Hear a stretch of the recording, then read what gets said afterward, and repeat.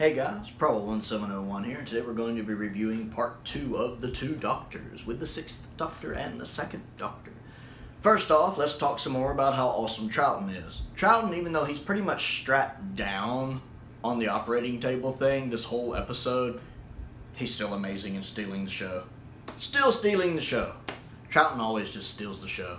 I love that scene when the Sultaran comes in with some equipment, and he's just like, "Oh, hello, nurse, is it time for tea already?" And the Sultaran's just like, "I don't understand." "Oh, don't worry about it, you don't really have a face made for smiling anyway." I love that whole exchange, it's hilarious. I love how just sarcastic and witty Troughton's doctor can be. He's like this in his era a lot too. Like in the War Games. No, you're above reproach, aren't you? I love stuff like that with the 2nd Doctor. I love that. Time for tea already? And I gotta give credit to the actor playing the Sultaran, the way he does that. I don't understand. It's a little thing, but the way he says that line is like someone who's purely perplexed, like, what are you talking about? I don't understand. I gotta give props to that. It's a little thing, but I absolutely love it. No, it tastes like you're really made for smiling anyway. And I love how when he's talking with Destari, or whatever his name is, when he's talking to him, he's like, your brains must be bleeding out of your ears. This is insane. It's an angiogram. I like that. You can't make, it's their nature. No matter how intelligent you make it, the nature doesn't. I love just him trying to explain to this guy who's supposed to be a genius and someone who's a friend of the Doctor's, hey, stop being stupid and listen to me. I know what I'm talking about. I'm a genius. And I do like that line in there when Destari does say, I'm sorry they sent you. I've always had a great respect for you. I like that they do establish a camaraderie between these two people, that they have a history together, and that neither one of them is really pleased about what's happening, in the sense that Destari doesn't want to have to hurt the Doctor, and the Doctor certainly doesn't want to be in the situation, and probably hates seeing what his friend has turned into. I enjoy that. I like when Troughton's trying to trick the Sultaran into freeing him when he challenges him. "I challenge you to a duel. You have no honor. You're a coward." And he's doing what Troughton does best, manipulating and tricking people. Troughton's so good at that. But the Sultaran doesn't fall for it. He's like, "You're not a Sultaran. You can impugn my honor." Like how Troughton's like, well, that didn't work, did it? So even though he's not up and about in this episode, he still shines in it the brief time we get with him in the story. Colin is really good in this one. I've talked before about how I have some issues with Colin's overacting at times, or he has a very theatrical acting style that's a little over the top for me, but it's much more subdued here, especially once they get to Spain. I like how he's running around without his coat. It makes sense. Unlike the 5th Doctor, whenever the 5th Doctor doesn't have his coat, it looks weird. Colin actually looks... I adjust to him being without his jacket very easily. That looks like a good look for him when he's running around in Spain here without his jacket on. That's actually a pretty sharp look for him. But his acting is really good here. I'm enjoying all of that more so than I usually do with him. I don't like the fact he puts Perry in danger by asking her to be the distraction. That feels like a very un-Doctor thing to do, sending her into what he has knows a very dangerous, deadly situation with cannibals. And he just make a distraction, you'll think of something. Seems very out of nature for the Doctor, and seems like it's done just for the convenience of the plot. So I do have an issue with that, although that is her calling, "Hey, hi, anybody there?" is what stops them from operating on the 2nd Doctor, so it's a good thing in the story, but from a narrative standpoint, it doesn't make a lot of sense. I'm really enjoying Fraser Hines in this. He just seems like he slips right back into being Jamie. Him and Six get along really well. I really like Jamie and Six together. There is a camaraderie there, much like how Sarah Jane and Ten work really well together, even though it is a different actor playing the Doctor. They still work really well. Jamie and Six work really well the same way, even though it's a different actor playing the Doctor here. They still go together really, really well. I enjoy some of the little nuances with Jamie, like when the doctor's trying to explain that he's the same person. I was him, he will be me. And Jamie's like, who will I be? That's funny. And when Jamie changes clothes in the TARDIS, oh, cleaned and dressed, you should do that more often. Thanks. What? Those little moments I like. And when the doctor tries to go down the steps and it gives way, you were going to say rickety ladder, weren't you, Doctor?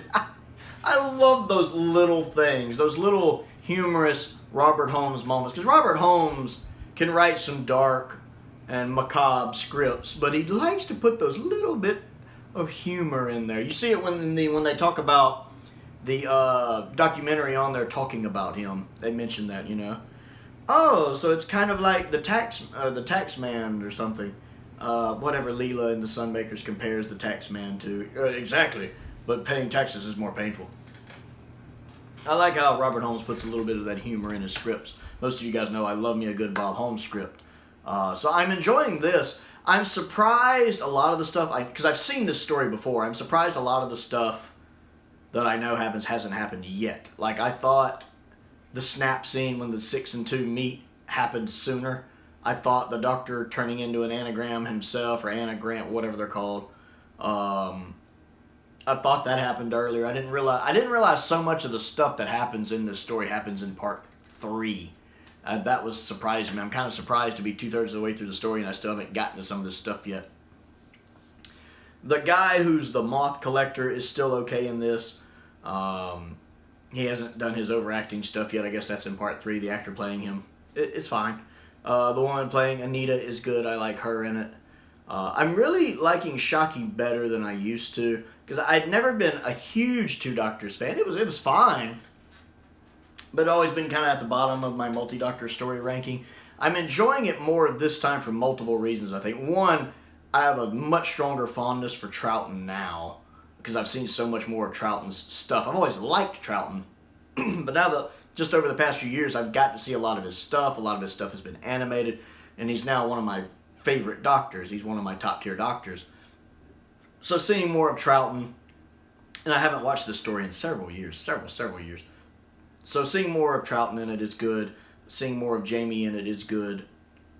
I like, again, how Six and Jamie get along. I'm enjoying the script more. Again, I tend to like Bob Holmes and his style of writing. I like Jacqueline Pierce in it. Again, I haven't really seen much of Blake Seven, even though it's something I've known about since the 80s. My memories of it are very vague. But I know she's from that, and she's doing a really good job here. I love the incidental music. That is something I meant to mention in part 1. Part 1 got a little cut short in the edit just because I started prattling on about stuff from the story that wasn't in part 1. I got a little carried away. But I got to mention how good the incidental music is. I love the incidental music in this story. It is really good, especially that Sontaran theme, that doom, doom, doom, doom, doom, doom, doom. I love that. Pretty much, I guess it's the Sontaran theme. It like plays, when they first discover on the spaceship in part 1, the Sontarans invading, and the one guy gets knocked out before he can call up the defenses. And it's pretty much the theme that's playing when the Sontarans are attacking. That is one of the best pieces of incidental music I've ever heard in Doctor Who. I love it. It's been rattling in my head all day. Doom, doom, I love that. That should be the Sontaran theme, period. They need to bring that piece of music back in the modern show. It is phenomenal. And it builds. It makes, every time that music plays, I'm sitting there going, it feels intense, like stuff is happening. It's a great theme for the Sontarans. It fits perfectly. It plays it briefly at the end of part 2, right before the cliffhanger, when Jamie and Six run into the Sontarans, right before it cuts to Perry falling for no reason. It starts to play it again. I love that theme so much. It's so good. The incidental music just in this story is phenomenal. I have to credit Peter Howell for that. It is phenomenal. The bit at the end, the cliffhanger is okay, except for it goes into that trope of the companion falls for no reason. And this isn't something I can just throw on Perry. A lot of the companions have been doing this. I call this the Susan syndrome. But, I mean, even Sarah Jane would do that sometimes. Like, she would just slip, fall for no reason. It's a little tropey, and... although Shockey leaning down over her does make it better. I like the character of Shockey more than I used to. He's not quite the two-dimensional character I used to think he is. I like the fact he thinks so much lesser of the humans. Although he's actually giving them props like, oh, look at this cookbook. They're not as backwards as I thought. And it just goes to show, what you think is intelligent and what you think of primitive is relative. I actually enjoy his character and the performance of the actor more than on previous viewings. So yeah, I'm enjoying this more. I think part of my issues is some of the stuff that's going to happen in episode 3, the second Doctor being the angiogram or whatever I always thought was stupid. So, but just going off parts 1 and 2, I'm very much enjoying this story more than I usually do. So we'll see how episode 3 sits with me when I get to that. So, episode 2 of The Two Doctors. What do you think of it? Comment down below and let me know, because I always enjoy hearing from you guys. Other things to do, click the like button and the subscribe button and the bell for notifications. That helps me out. Currently, my goal is to hit 800 subscribers, so if you like watching what I do and haven't subscribed yet, go ahead and click that subscribe button. It's free. I also have a Patreon if you would like to contribute to that. There's a link to that down in the description below. I want to give a shout out to 2 of my top tier patrons, the 5th Doctor and Stephen Crane. I appreciate their continued support and the support of all of my patrons. Thank you very much for your continued support. I also have a P.O. box if there's anything you would like to send me down there as well, and a link to my Amazon wish list and my Amazon UK wish list, which I update regularly. Most importantly, though, thank you for watching.